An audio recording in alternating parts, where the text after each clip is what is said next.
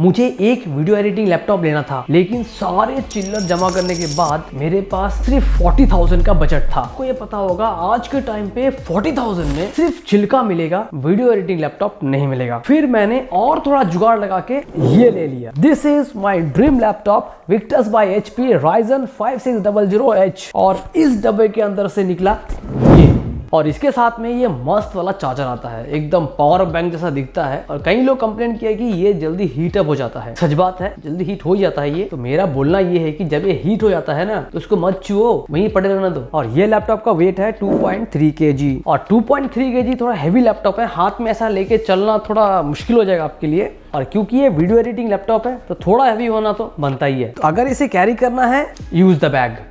और हाँ, ये बैग लैपटॉप के साथ में फ्री नहीं आता है। और लैपटॉप का टॉप में विक्टस का लोगो आएगा जो मस्त ग्लॉसी फिनिश लुक देता है। प्लस आपको मिल जाएगा टैटूज जो रियली एक प्रीमियम लुक देता है। और लैपटॉप के ऊपर दबाने पर ये हल्का सा दबेगा, लेकिन दैट्स ओके क्योंकि नीचे थोड़ा स्पेस दिया गया है और वही स्क्रीन को प्रोटेक्ट करता है। और ये लैपटॉप को आप जस्ट एक उंगली से ओपन कर सकते हो। तो यहाँ पे काम करता है हिंज। जब मैं इसका रिव्यू और रेटिंग पढ़ रहा था, पता नहीं शायद किसी ने कमेंट किया था कि ये जो कवर है ये हिलता है, और फिर उसका नीचे देखा कि कई लोग ही कंप्लेंट कर रहे हैं फैन चलता है तो हिलता है, काम नहीं कर सकता है। भाई ये जब खोलेगा ऐसा, वो अभी ऐसा हिलता है पर जिंदगी भर नहीं हिलेगा, रुक गया। आप आराम से खोलोगे तो वो हिलेगा भी नहीं। It's okay. लोग ऐसे कमेंट कर रहे थे जैसा कि वो काम ही कर नहीं पाते, बस वो हिलते रहता है। कुछ लोग ये पॉइंट को कॉस में लिख रहे हैं, भाई skin is wobbling so much, पता नहीं क्या है भाई, आई डोंट नो। तो ये सब छोड़ो, अब बात करते हैं कुछ काम के। कीबोर्ड का बिल्ड क्वालिटी एकदम मस्त है, बटन सारे प्रेस करने पर एकदम सॉफ्ट सा फील देता है, तो आपको लंबा काम करने में एकदम आसानी होगी। साथ में track pad 225 mm by 180 mm है,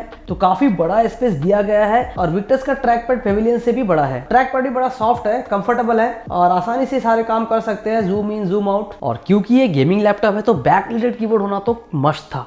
और कीबोर्ड में कई सारे खास बटन दिए गए हैं, पर मुझे ये कैलकुलेटर वाला बटन बहुत पसंद आया। ये सबको भी छोड़ो, अब बात करते हैं कुछ काम के। विक्टस में ढेर सारा कनेक्टिविटी ऑप्शंस दिया गया है। RJ45, HDMI 2.1, USB type A, USB type C, headphone jack and media card reader port. Plus दूसरी साइड में आपको मिल जाएगा USB टाइप A का 2 पोर्ट। तो ये सबको भी छोड़ो, अब बात करते हैं काम के पक्का। तो विक्टस का डिस्प्ले आता है 16.1 इंच का, काफी बड़ा डिस्प्ले है, वीडियो एडिटिंग के लिए एकदम परफेक्ट है। नहीं, अगर आप एडिटिंग में घुसे पड़े हो तो आपको एक एडिशनल मॉनिटर जरूर लेना पड़ेगा अपना काम का प्रोडक्शन बढ़ाने के लिए। और दूसरा खास बात, ये फुल HD रेजोल्यूशन के साथ में आता है। और फुल HD एकदम बेस लाइन है, उससे नीचे मत जाना अगर आप वीडियो एडिटर हो तो। मॉनिटर का बेजल देखो कितना पतला है। और ये डिस्प्ले आता है 60 हर्ट्ज रिफ्रेश रेट के साथ में, वीडियो एडिटिंग के लिए मस्त है। अगर कोई वैसा वाला गेमर है तो ऐसा वाला लैपटॉप शायद वो लेंगे नहीं, अगर ऐसा वाला गेमर है तो ऐसा लैपटॉप उसको काम चल जाएगा। तो बोलने का मतलब ये है कि एवरेज गेमिंग तो हो जाता है 60 हर्ट्ज में, उनका मुझे नहीं पता। और ये डिस्प्ले प्रोवाइड करता है 250 निट्स ऑफ ब्राइटनेस। इंडोर के लिए तो ब्राइटनेस एकदम मस्त है, पर आउटडोर में ज्यादा रोशनी में थोड़ा परेशानी हो सकती है। तो ये सब कुछ छोड़ो, अब बात करते हैं काम की। पक्का प्रॉमिस, अब काम की ही बात करेंगे, परफॉर्मेंस की। ये आता है 5th generation AMD Ryzen 5 5600H processor के साथ में, जिसका मैक्स क्लॉक स्पीड है 4.2।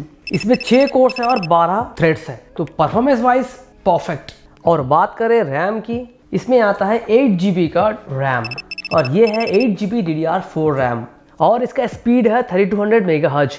और ये रैम के नीचे आप देख सकते हैं कि एम्प्टी स्लॉट दिया गया है, और इसे आप अपग्रेड कर सकते हैं अप टू 32 GB। और अगर आप वीडियो एडिटिंग सोच के ले रहे हो तो कुछ देर बाद आपको इसे अपग्रेड करना पड़ेगा। और ये है M.2 SSD 512 GB का, और दूसरा स्लॉट एम्प्टी है, चाहे तो आप अपग्रेड कर सकते हो। और ये SSD PCIe लेन यूज कर रहा है। आज के टाइम पे कोई भी लैपटॉप लेने से पहले आप ये इंश्योर कर लेना कि आपका SSD PCIe लेन का यूज करता है। सिंपल भाषा में PCIe लेन मतलब connection between the processor and the SSD, बीच के तार। तो इससे पहले SATA आते थे, आपने शायद एक केबल देखा होगा, ये स्टोरेज को कनेक्ट करता है प्रोसेसर से। तो ये आउटडेटेड है और स्लो भी है। तो मैं यूजुअली काम करता हूँ Adobe Premiere Pro और After Effects पे, जिसका बेसिक नीड है 16 GB, पर इसमें है 8 GB, तो मुझे जल्द से जल्द और थोड़ा अपग्रेड कर लेना है। नेक्स्ट ये आता है GTX 1650 4 GB DDR6 के साथ में। अभी आप में से कुछ सोच रहे होंगे ये क्या ले लिया। देखो भाई, मुझे करना है वीडियो एडिटिंग, गेमिंग मुझे करना नहीं है। तो वीडियो एडिटिंग के लिए मैं यूज कर रहा हूँ Premiere Pro और After Effects, और ये दोनों यूज कर रहा है प्रोसेसर को और रैम को ज्यादा से ज्यादा देन द GPU। तो उसके हिसाब से ये मेरे लिए एकदम परफेक्ट है। तो RTX 3050 सब लेके मेरा काम का तो नहीं है, काम का है पर पैसा बोल के भी कोई चीज है भाई। 40 तो लिमिट बोला था, 60 तक पहुंच गया ढूंढ आके। प्रीमियर प्रो में फुल HD देख सकते हो, स्मूथली रन हो रहा है, कोई प्रॉब्लम नहीं है इस पे। तो मैंने रेजोल्यूशन को फुल सिलेक्ट किया है और प्रीमियर प्रो में परफॉर्मेंस एकदम बढ़िया है, स्मूथ है। और यहाँ पे तो इफेक्ट दिया गया है, अगर मैं इफेक्ट को ऑन करता हूँ तो हल्का सा लैगिंग नजर आता है क्योंकि इसका रैम थोड़ा कम है, लेकिन काम चल जाएगा आपका इस पे फुल HD पे। और फुल HD में काम करते हुए रैम 75% कंज्यूम कर रहा है और GPU करीब 3% और यहाँ पे CPU जस्ट 4% कंज्यूम हो रहा है। और इसका आउटपुट टाइम देख लेते हैं, अराउंड 13 मिनट ले रहा है और एक्सपोर्ट करने के लिए अराउंड 12 मिनट ले रहा है। और इसी वीडियो को हमने 4K में कन्वर्ट किया है। यहाँ पे भी रेजोल्यूशन हमने फुल रखा है ताकि लैपटॉप का हाईएस्ट परफॉर्मेंस पता कर सके। 4K में आपका टाइमलाइन उतना स्मूथ नहीं मिलेगा, लेकिन ऐसा नहीं है काम नहीं चलेगा, काम तो चल रहा है। और अगर इफेक्ट को ऑन कर दे तो लैगिंग थोड़ा ज़्यादा नज़र आ रहा है। और हमने यहाँ पे लेयरिंग कम रखा है, तो शायद लेयरिंग जितना बढ़ेगा उतना परफॉर्मेंस इसका घटते जाएगा। सेम वीडियो है, अराउंड 4.40 सेकंड का वीडियो है। अगर इसे एक्सपोर्ट करते हैं सेम लेंथ का वीडियो 4K में करीब डबल टाइम ले रहा है, दैट इज अराउंड 35 मिनट्स। तो जब हम 4K को एक्सपोर्ट कर रहे हैं तब देख सकते हैं अराउंड 63% GPU खर्च हो रहा है और मेमोरी करीब सेम ही है।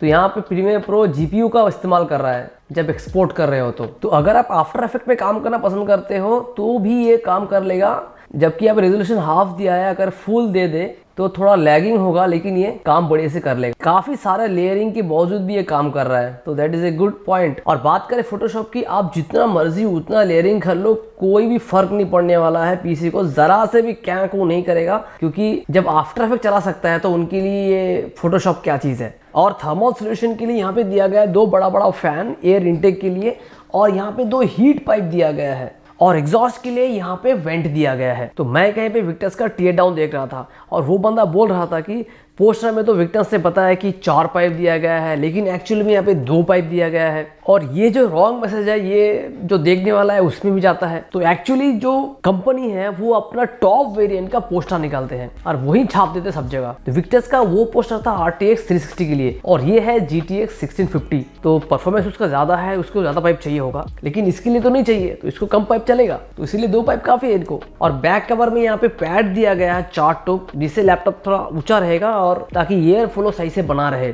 और जब इस लैपटॉप में बैटलग्राउंड टेस्ट किया तो FPS अराउंड 30 के आसपास था, 32-33 जा रहा था। और इस गेम पे CPU और GPU पे उतना लोड नहीं आ रहा था, पर रैम पे ज्यादा लोड आ रहा था, अराउंड 84% पहुंच गया था। और हाँ, गेम का सेटिंग हमने मीडियम रखा था। तो पूरी गेमिंग के वक्त हमने नोट किया है कि CPU और GPU का टेम्परेचर भी नॉर्मल रहता है, अराउंड 45 से लेके 50 के आसपास, क्योंकि FPS उतना ज्यादा नहीं मिल रहा है तो टेम्परेचर भी नॉर्मल ही है। तो ओवरऑल बैटलग्राउंड तो स्मूथ चल रहा था, तो हम जैसे गेमर के लिए बहुत ही अच्छा है। और जब हमने कॉल ऑफ ड्यूटी ट्राई किया तो इसका FPS आ रहा था अराउंड 63 के आसपास। इस पे CPU और GPU पे लोड तो नहीं आ रहे थे, पर टेम्परेचर हाई हो गया था अराउंड 60 के आसपास। और रैम एज यूजुअल था, अराउंड 85% तक कंज्यूम हो रहे थे। तो CarX हाईवे रेसिंग पे भी सिमिलर परफॉर्मेंस था, अराउंड 60 FPS तक मिल रहा था। और CPU और GPU पे उतना लोड नहीं आ रहा था, बट टेम्परेचर अराउंड 70% आसपास था। और ऑलवेज रैम पे बहुत भारी लोड आ रहा था, अराउंड 80% तक कंज्यूम हो रहा था।